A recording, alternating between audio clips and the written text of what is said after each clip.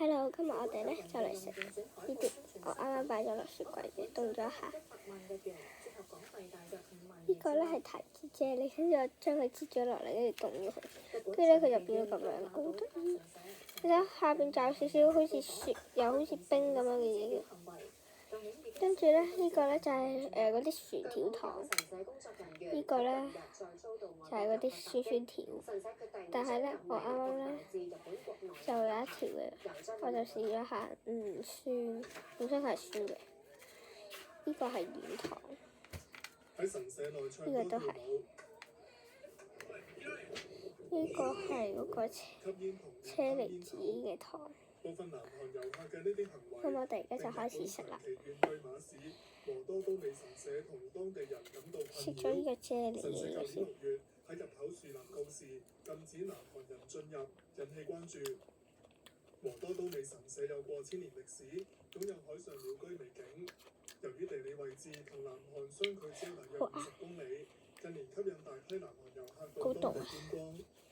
但滋擾問題持續，神社近日喺社交平台連日發文，除咗用韓文寫南韓人在吸煙，重申神社範圍內禁煙之外，又話由於南韓遊客嘅暴力行為，試行喺停車場外加設山欄，唔俾大型車輛進入。喺星期日更加宣布禁止所有非當地居民同非信徒進入神社，禁止國內外旅行團，亦都唔准拍攝、錄影同直播神社嘅建築物。原因係一個外國人星期六喺神社犯下嚴重同不可原諒嘅不敬行為。產經新聞報導，相信再有神社工作人員遭襲擊。神社強調已經就南韓遊客嘅滋擾問題多次諮詢長崎市長、觀光物產協會同警方，但問題仍然未解決，影響神社正常運作。又話外來遊客正係破壞日本人珍惜嘅場所、物品同人，無異於令日本文化崩壞，因此決定採取行動維護神社同人嘅生命。Now TV 記者張一鳴報道。呢一節新聞報導完啦，再會。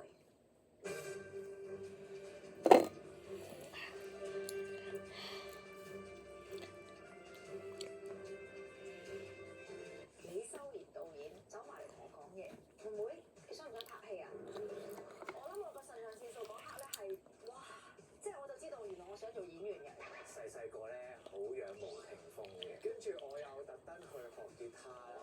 我一日就收到個電話，嗰套戲叫做《古惑仔》，跟住我望一望佢哋，跟住我唔做啦，我走啦，我起身我攞袋就走咗。晚吹 Check TV，星期四晚11點半，ViuTV。必理痛特強傷風感冒丸，極速擊退6大感冒症狀。我唔會俾傷風感冒影響到我工作表現。極速起效，唔眼瞓。必理痛冰傷風感冒丸，極速擊退感冒症狀。嗌碗麵慳高達150蚊，抵啲就係好食啲。私人優惠碼平得掉，直限高達150蚊。難得。得得，家姐細佬出場啦，係時候嚟香港捧場啦！由地道小食到頂級餐廳，食盡世界級滋味。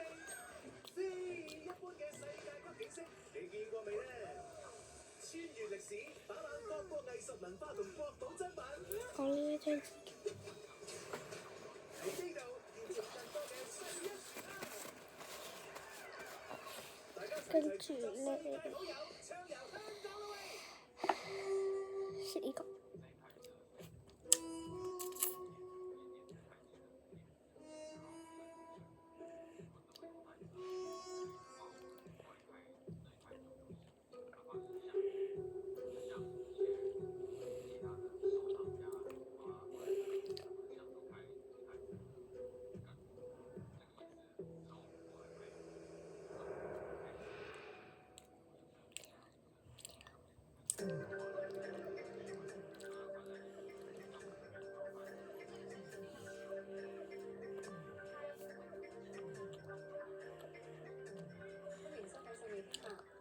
人類生活已經離唔開人工智能，點樣同 AI 共處係一門學問。